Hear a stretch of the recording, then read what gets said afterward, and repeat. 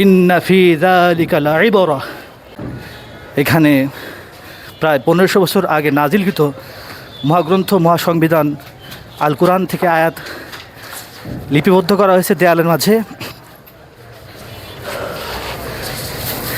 ইন্না ফি যালিকা লাইবরা, অর্থাৎ নিশ্চয়ই এর মধ্যে অবশ্যই শিক্ষা বা উপদেশ রয়েছে।